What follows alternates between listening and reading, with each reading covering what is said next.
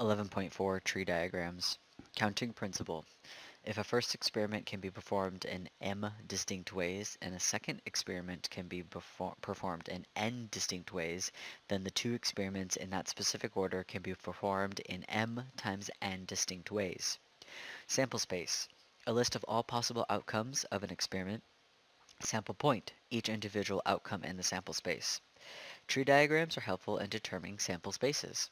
So today we're going to learn how to use probability but have a visual representation of all the possible outcomes. Selecting ticket winners. Insomniac has 2 tickets to give away to EDC Orlando. It held a contest and narrowed the possible recipients down to 4 people: B, Annie, A, Juan, J, and Mose, M. The name of 2 of these 4 people will be selected at random from a hat, and 2 people selected will be awarded the ticket. Let's use the counting principle to determine the number of points in the sample space. So for counting principle and doing sample space, what we're doing is determining how many winners, how many cards, how many things are we doing, how many actions are we doing. And we're doing it twice because we have 2 tickets to give away. So here's our first ticket to give away and our second ticket to give away. Out of everybody, right now there's 4 people who can win. B, Annie, Juan, and Mose. All 4 of those people can win. So there's 4 people that can totally win.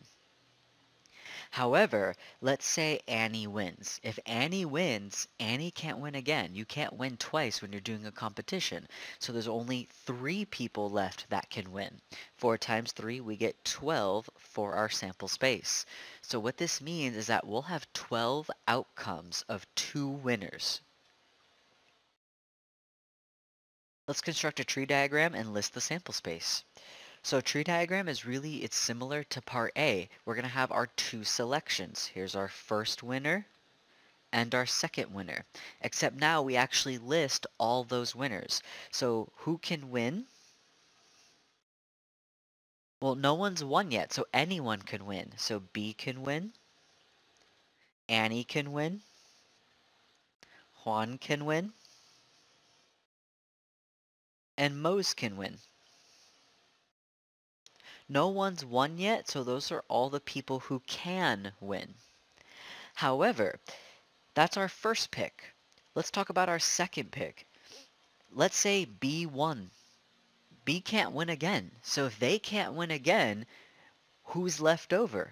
Only Annie can win, or Juan, or Mose. So these are our combinations. It could be B Annie, B Juan, or B Mose. Those are 2 combinations of winners with B winning first. So what we would do is we draw little trees. Alright, let's keep going. So let's say hypothetically Annie wins. If Annie wins, Annie can't win again, but B can win, Juan can win, and Mose can win. So we can do Annie B, Annie Juan, Annie Mose. Alright, well let's say Juan wins first. If Juan wins first, he can't win again, but Annie can win. Sorry, B can win, Annie can win, and Mose can win.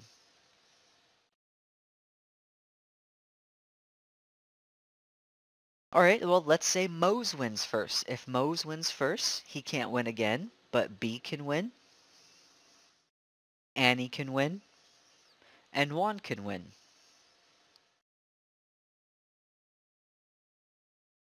So this is going to create our sample space. Our sample space, we follow the arrows. So we have B Annie, B Juan, B Mose. Then we have Annie B, Annie Juan, Annie Mose. Then we have Juan B, Juan Annie, Juan Mose. Then we can have Mose B, Mose Annie, and Mose Juan. So those are every combination of 2 winners because no one can win twice. If you count, there's 12 outcomes there. Let's determine the probability that Mose is selected. So we're looking for the probability of anything that has Mo's in it. So let's count all the ones with Mo's. We have 1, 2, 3, 4, 5, 6. So 6 are Mo's. Out of a total, your total is how many we have in the sample space, which is 12. So 6 out of 12, that's 1/2. So Mo's has half a chance of winning, and that makes sense because if there's 4 people and there's 2 winners, you have half a chance of winning. Alright, let's determine the probability that Mo's is selected and then Annie. So we're looking specifically for the probability of Mo's, then Annie. So we're looking for MA. So if we look for MA, I'm going to circle it in pink. So not MA, and remember it has to be M then A, not A then M. Mo's has to win first, then Annie has to win. If we look, that only happens one time. So it's 1 out of 12.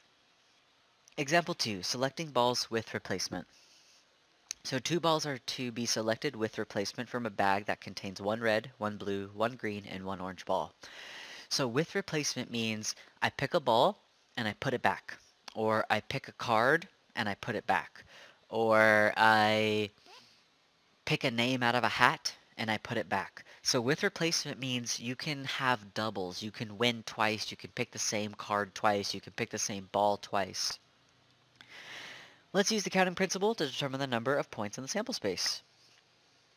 So let's figure out how many picks are we doing. We're picking 2 balls. So here's our first pick and our second pick.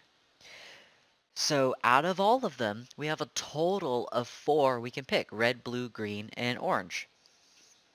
Now let's say we pick a red. It says with replacement. Since it says with replacement, we can put the red back. So my bag of balls isn't changing. There's still 4 to pick from. So we get 16 in our sample space. Let's do our tree diagram. So we're still picking 2. So our first pick, we can either pick a red, we can pick a blue, we can pick a green, and we can pick an orange. So those are all of my possible outcomes for my first pick. Now, let's say I pick a red. With replacement means I can put it back.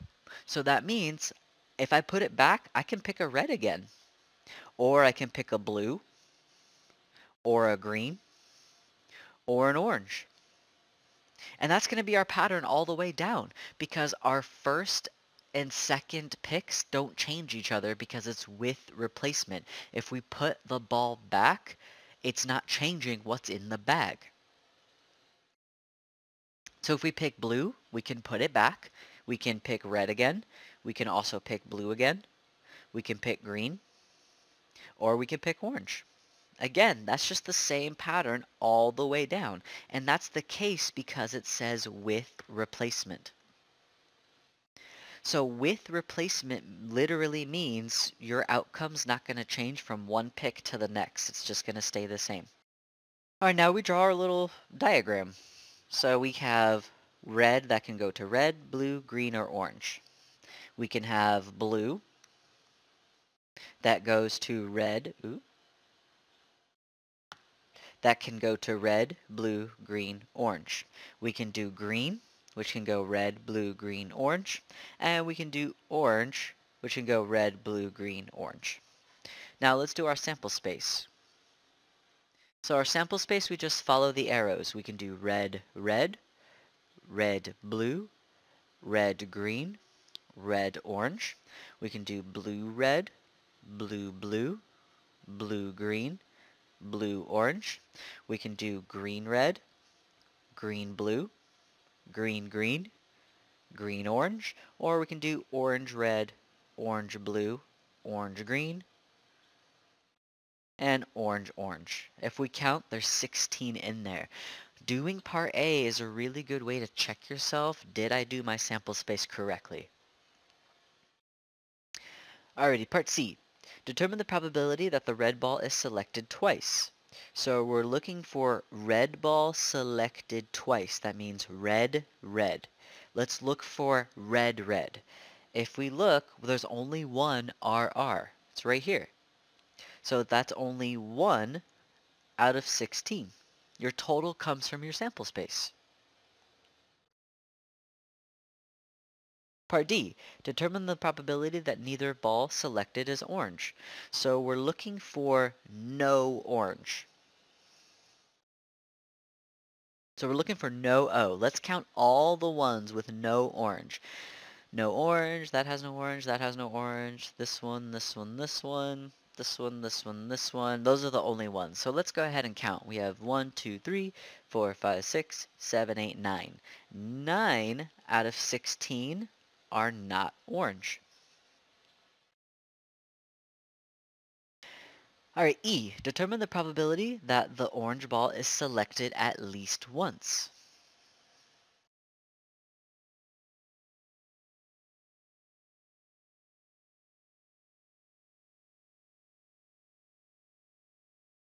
So when we're looking for at least one orange, we are counting all the ones that just have at least one orange. So we're counting anything with an O in it, anything with O. So this has an orange, this has an orange, this has an orange, this one, this one, this one, and this one. And if we count, there's 7 out of 16.